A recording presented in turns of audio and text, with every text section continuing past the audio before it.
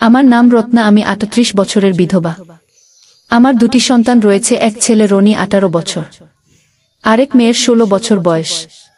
আজ আমি অনেক ভেবে সিদ্ধান্ত নিলাম আমার সাথে ঘটে যাওয়া ঘটনাটি আপনাদের সাথে শেয়ার করে নেওয়া উচিত। তাই বন্ধুরা, আজ আমি তোমাদের যে সত্য ঘটনাটি বলতে যাচ্ছি, যেখানে আমি এবং আমার ছেলে রনি রয়েছি। আমার বাবা মদে আসক্ত ছিলেন, আমার মা আমার শৈশব বয়সে মারা যান। তারপর আমার বাবা কৈশোরে আমাকে বিয়ে দিয়ে দেন। কয়েক বছর কেটে গেল। রনির জন্ম হয়েছিল এবং আমার একটা মেয়েও আছে। তারপরে একদিন আমার স্বামী প্রায় ৩ বছর আগে দুর্ঘটনার কারণে মারা গেলেন। আমি পুরোপুরি ভেঙে পড়েছিলাম। তবে শ্বশুরবাড়ির লোকেরা অনেক সাহায্য করেছিল। আমি একটি দোকান খুললাম যাতে আমি ছেলে মেয়েকে নিয়ে ভালো থাকতে পারি। সবকিছুই ঠিকঠাক চলছিল, তবে প্রত্যেক মহিলার কিছু চাহিদা আছে।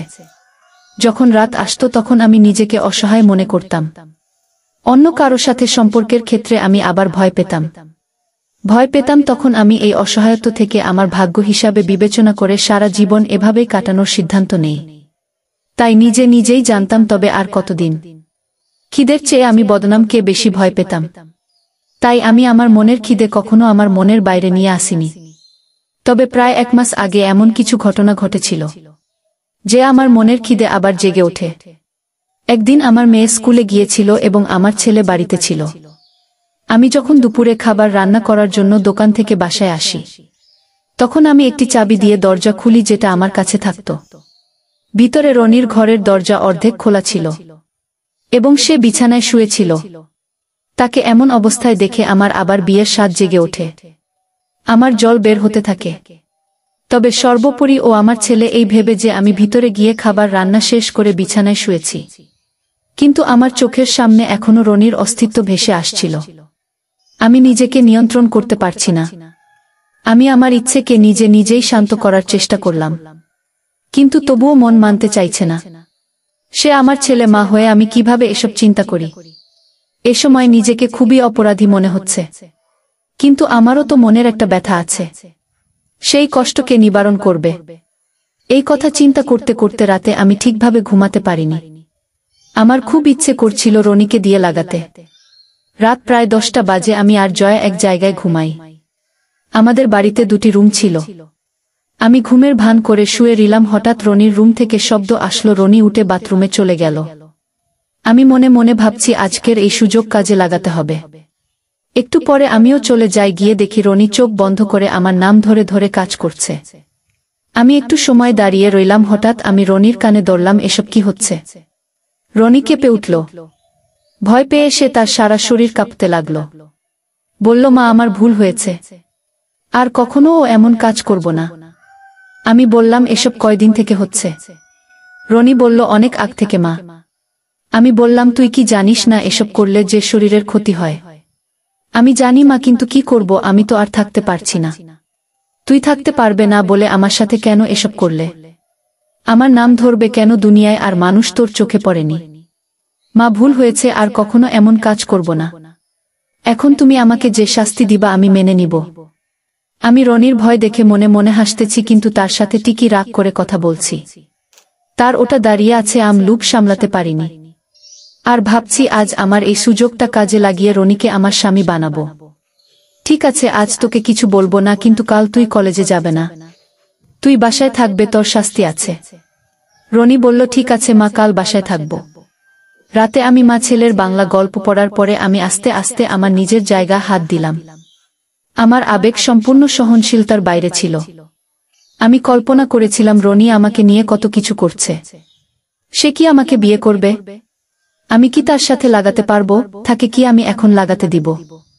এসব চিন্তা করে আমি রাতে ঘুমাতে পারিনি। দেখা যাক সকালে কি হয়। সকালে ঘুম থেকে উঠে সাজগুজ করলাম, নতুন শাড়ি পরলাম এবং রনিকে ডাকলাম। সে এসে আমার সামনে দাঁড়িয়ে আছে, আমার দিকে হা করে তাকিয়ে আছে। আমি বললাম, তুই কি আমাকে সত্যি লাগাতে চাস? রনি বলল, হে মা, তোমাকে আমি বিয়ে করতে চাই। আমি বললাম, তবে আমার একটা শর্ত আছে। তুই আমাকে কথা দিতে হবে জীবনে আর কোনোদিন হাতের কাজ করতে পারবে না। রনি খুশি হয়ে বলল, ঠিক আছে মা, তুমি যা বলবা আমি তাই করব। আমি বললাম, ঠিক আছে, এখন আমি তোর পরীক্ষা নিব, আমার স্বামী হওয়া যোগ্য আছো কিনা। আমার রুমে চলে আসো। রুমে নিয়ে রনিকে 30 মিনিট খাওয়ালাম, এরপর একটানা 3 বার কাজ করলাম। আমি মনে মনে খুশি। রনি তো ঠিক আছে, তাকে বিয়ে করা যাবে। আমিও সিদ্ধান্ত করে নিলাম তাকে বিয়ে করব। সেদিন রাতে আমি আর জয়া ঘুমিয়েছিলাম। হঠাৎ ঘুম থেকে উঠলাম, রনি আসলো আমার রুমে। এই আক্রমণে আমি অস্থির হয়ে রনিকে অন্যদিকে ঠেলে দিয়ে উঠে দাঁড়ালাম এবং আমার সবকিছু ঠিক করতে শুরু করি। তখন রনি শুইয়ে দিয়ে বলল, মা, প্রতিদিন তুমি কাজ করার সময় তোমাকে দেখি এবং আমি তোমাকে সব সময় দরজার ফুটা দিয়ে তোমাকে দেখি। তুমি মা ছেলের সম্পর্ককে ভুলে যাও, কেবল তুমি নিজের মেটাও, কারণ আজ অবধি আমি কেবল তোমায় ভেবে নিজের ফেলছি। আমার জীবনে আজ আমি তোমার সব কষ্ট মুছে ফেলব। আজ আমি তোমার ছেলে নই, আজ আমি স্বামী হতে চাই। এই বলে রনি মনের সুখে আবুল তাবুল বলছে। তখন আমি সমস্ত কিছু ভুলে গেলাম। আমার নিজের উপর নিয়ন্ত্রণ ছিল না। ঠিক তখন আমি রনির দিকে তাকালাম। তাকে একটা হাট্টাকাট্টা লোকের মতো লাগছিল, আর তার বাবার চেয়ে দীর্ঘক্ষণের কথা চিন্তা করতে লাগলাম। আর রনি আমার কোনো বাধা না পেয়ে তার মুখে হাসি ফুটে উঠল। আমি আমাদের এলাকার সব থেকে সুন্দর মহিলা ছিলাম, আর চাইতাম কেউ আমাকে দেখুক, আমাকে লাগাক। আমি বললাম, রনি, আমাকে তুই দে এবং আমাকে নিয়ে তোর মনে যা আসে তাই কর। আমাকে মেরে ফেলো, আমাকে গালাগালি কর, তুই যা চাস তাই কর। আজ তোকে কিছু বলবো না, আজ তুই আমার স্বামী। আমার কষ্ট মুছে দে রনি। আমি তোমাকে সত্যিকারের বউ বানিয়ে নেব। তোমায় আমি আজ সব কষ্ট মুছে দিয়ে খুব মজা দেব। তুমি কষ্ট পেলেও আজ আমি সেটা দেখব না। আমি আজ পুরো এলাকাটি জানাতে চাই যে তুমি আমার সাথে আছো। আমি খুব চিৎকার দিচ্ছি, জুড়ে জুড়ে। আমার চিৎকার এত জোরে বেরিয়ে এলো যে কণ্ঠ শুনে আমার মেয়ে জয়া ঘুম থেকে জেগে বলল, কি হয়েছে মা? আমরা মা ও ছেলে দুজনেই আমাদের কাজে ব্যস্ত। আমি বললাম, কিছু না রে মা, তুই ঘুমা। জয়া বলল, আম্মু, ভাই তোমার সাথে কি করছে? আমি বললাম, তোর ভাই আমাকে ভালোবাসতেছে, তোর বিয়ে হলে তুইও বুঝবি। আমি ভয় পেয়েছিলাম জয়া কি বলবে, কিন্তু জয়া বলল, মা, তোমরা প্রেম করো, আমি ঘুমাই। জয়ার কথা শুনে আমরা মা ছেলে হেসে উঠলাম।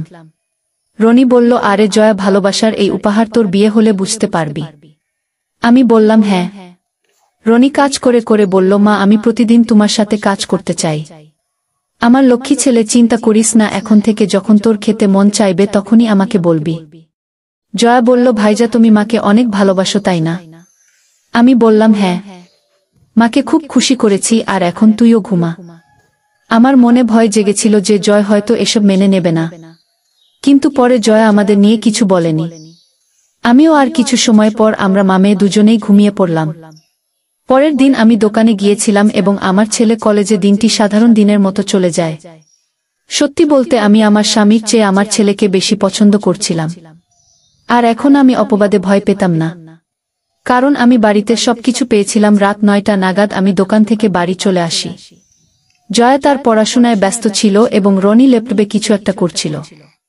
আমি তার কাছে গিয়ে জিজ্ঞাসা করলাম, কি করছিস?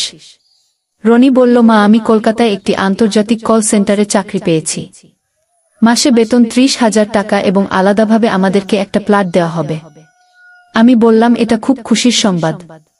আমিও এখানে আর থাকতে চাই না। চলো দোকানটি বিক্রি করে আমরা কলকাতায় চলে যাই। আমি, তুমি এবং জয়া আমরা সেখানে আমাদের সম্পর্ক চালিয়ে যেতে সক্ষম হবে। যদিও বিষয়টি নিয়ে আমারও মনে ছিল না, কিন্তু শ্বশুরবাড়ির কারণে আমি কিছুটা দ্বিধাগ্রস্ত ছিলাম। আমি রনিকে বললাম, এই বিষয়ে আমাদের আরও ভাবা উচিত। এত তাড়াতাড়ি কোনো সিদ্ধান্ত নেওয়া যাবে না। এরপরে আমি রনিকে বললাম, তুই মুরগি অনেক পছন্দ করিস তাই না? রনি বলল, হে মা, আজ মুরগি রান্না করো। আমি রনিকে টাকা দিয়ে বললাম, রনি, মুরগি এনে দে। আমি রান্না করছি। রনি এসে টাকা নিয়ে বাইরে চলে গেল। কিছুক্ষণ পর রনি মুরগি নিয়ে এলো। আমি মুরগি রান্না করে প্রথমে জয়াকে খাওয়ালাম। খাওয়ার পরে সে ঘুমাতে গেল। তখন আমি রনিকে বললাম, বাবা রনি, তুই মুরগির তরকারিটা আমার ঘরে নিয়ে যা, আমি রান্নাঘরে কাজ শেষ করে আসছি। রনি ঘরের ভিতরে গেল। আমি রান্নাঘরের সমস্ত কাজ শেষ করে ঘরের ভিতর চলে গেলাম। রনি বিছানায় শুয়েছিল এবং মুরগির তরকারি বিছানা রাখা। আমিও বিছানায় বসলাম। যখন রনির বাবা বেঁচে ছিল তখন সে ও মুরগির পছন্দ করত। রনি বললে, মা, মুরগি খাবে না? তোমার না খুব পছন্দ? আমি বললাম, হ্যাঁ, আমার ভালো লাগে, তবে এরকম শুকনো ভালো লাগে না। রনি সব বুঝতে পেরে আমাকে অবাক করে বলল, মা, তুমি কি ড্রিঙ্ক খাও? আমি বললাম, হ্যাঁ, তোর বাবা বেঁচে থাকার সময় মুরগি রান্না করলে সাথে লাল পানি খাওয়া হতো। এখনই তোমার লাল পানি খাওয়ার ইচ্ছা পূরণ করছি। এখনই নিয়ে আসছি। আমি বললাম, না থাক, এত রাতে কোথায় যাবি? রনি লাল পানি নিয়ে আসলে তারপর আমি আর রনি মুরগির সাথে লাল পানি খেলাম। সেদিন আমি আর রনি মিলে অনেক আনন্দ করলাম। সারা রাত আমরা ঘুমাইনি। মা, আমি তোমাকে খুব পছন্দ করি। আমার সাথে কলকাতায় চলো। সেখানে কেউ আমাদের চিনবে না। এই কথা শুনে আমার আনন্দের সীমা রইল না। আমি বললাম, রনি, ঠিক আছে, আমিও সারা জীবন তোর সাথে থাকতে চাই। তবে সেখানে যদি কেউ জিজ্ঞেস করে তোর বাবাকে এবং আমার সাথে তোর সম্পর্ক কি, তখন তুই কি বলবি? বলল, মা, তুমি চিন্তা করো না, বড় শহরে কাউকে নিয়ে কেউ ভাবে না। তারপরও যদি কেউ জিজ্ঞাসা করে, আমি বলবো যে আমি তোমার স্বামী। আমি বললাম, রনি, তাহলে ঠিক আছে, সেখানে আমাদের কেউ চিনবে না, সমাজে কেউ কিছুই বলবে না এবং আমরা বাকিটা জীবন সুন্দরভাবে উপভোগ করতে পারব। আর যখন তুই বিয়ে করতে চাইবে তখন আমরা অন্য শহরে চলে যাব। মা, আমি আর বিয়ে করব না, তোমাকে পেয়ে আমি খুশি। রনির কথা শুনে আমিও আনন্দে হেসে উঠলাম। তুমি কি বলছো মা? যত তাড়াতাড়ি সম্ভব পরিকল্পনা করতে হবে। কিন্তু জয়া, কিভাবে বুঝাবো? আমি বললাম, আমি তাকে বোঝাবো, তুই চিন্তা করিস না। আমি তাকে সব বোঝাবো, তবে আমিও তোর কাছ থেকে একটি জিনিস চাই। পরদিন সকাল 8টায় উঠলাম। আমাদের ঘুমে দেখে জয়া স্কুলে চলে গেছে। তবে এটা আমাদের পক্ষে ভালোই ছিল। তাই সকালের নাস্তা শেষে আমরা পরিকল্পনা তৈরিতে ব্যস্ত হয়ে পড়ি। ব্যাপারটা কি হবে এবং তাকে কিভাবে রাজি করা যায়। দুপুর 2টায় জয়া স্কুল থেকে এসেছে। সে চুপচাপ ঘরে ঢুকে আওয়াজ দিল, এখানে এসো।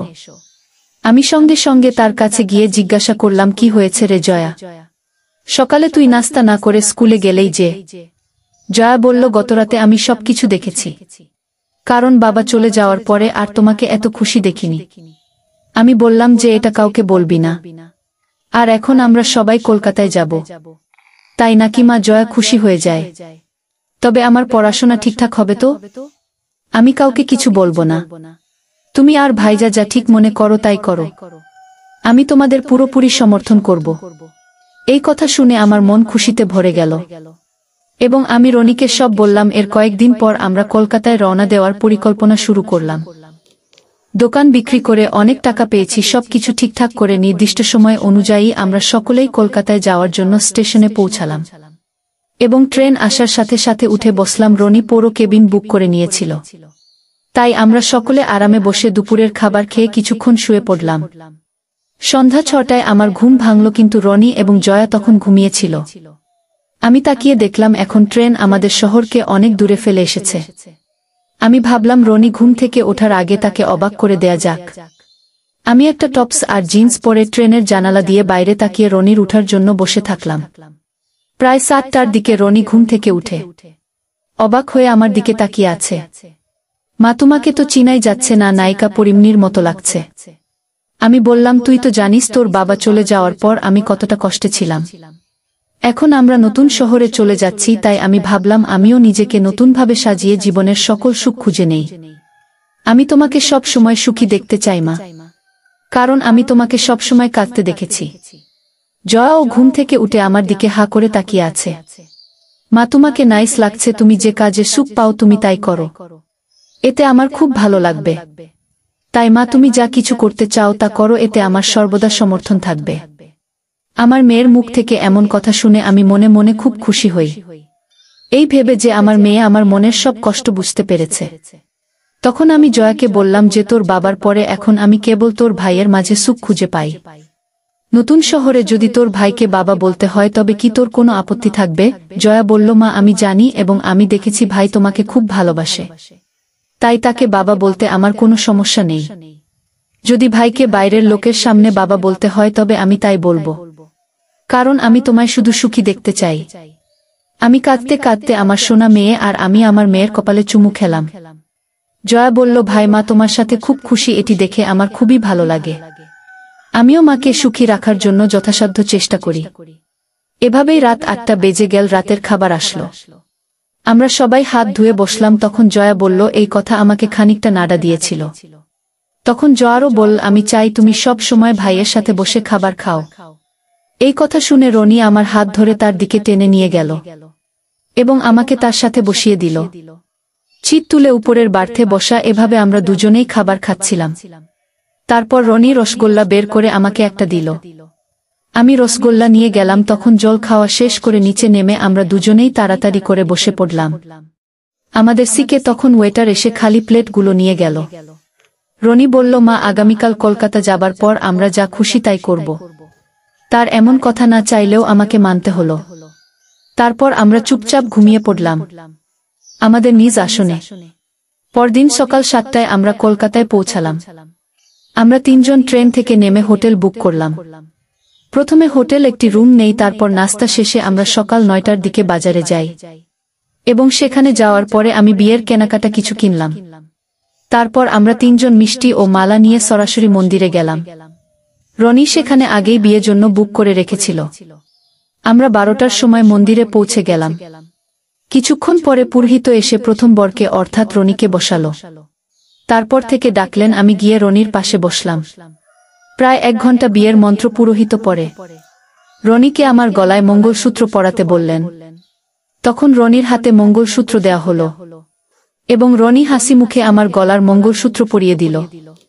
তারপর আরও কিছু মন্ত্র পড়ে রনি পুরোহিতের নির্দেশে আমার স্মৃতিতে তার নামে সিঁদুর পরিয়ে দিল। আমি রনির স্ত্রী হওয়ার পর নিজের ভিতরে অদ্ভুত এক অনুভূতি উপলব্ধি করছিলাম। তখন আমি ভাবতে লাগলাম, একটি নতুন শহরে কমপক্ষে আমার বাকি জীবনটা উপভোগ করে কাটাতে পারব। প্রায় 4টা নাগাদ আমাদের বিয়ের শেষ হলো। পুরোহিতকে তার দক্ষিণা দিয়ে আমরা তার আশীর্বাদ নিলাম। তারপর আমরা 5টা নাগাদ হোটেলে আসি, যেখানে হোটেলের লোকরা রনির কথামতো আগেই গোলাপ ফুল দিয়ে সাজিয়েছিল। আমরা 3 জনই প্রথমে খাবার খেয়ে নিলাম। তখন জয়া বলল, আমি তোমাকে আর বাবাকে এভাবে সারা জীবন একসাথে দেখতে চাই।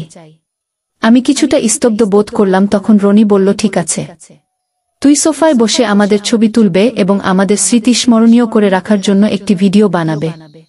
এরপরে আমরা একটা বাসা নিলাম। এভাবে কেটে গেল 6 মাস। আজ আমাদের বিয়ের 2 বছর হলো। আজ আমি রনির ছেলের মা। তো বন্ধুরা, আজকের ভিডিওটি এখানেই শেষ করলাম। অনেক কষ্ট করে ভিডিওটি আপনাদের জন্য বানিয়েছি। যদি ভিডিওটি ভাল লেগে থাকে তাহলে একটা লাইক এবং সাদিয়া ব্লগ চ্যানেলটি সাবস্ক্রাইব করবেন। এই আশা ব্যক্ত রেখে আপনাদের কাছে বিদায় নিচ্ছি। দেখা হবে আগামীকালের নতুন কোনো ভিডিওতে। সে পর্যন্ত সবাই ভালো থাকুন। ধন্যবাদ।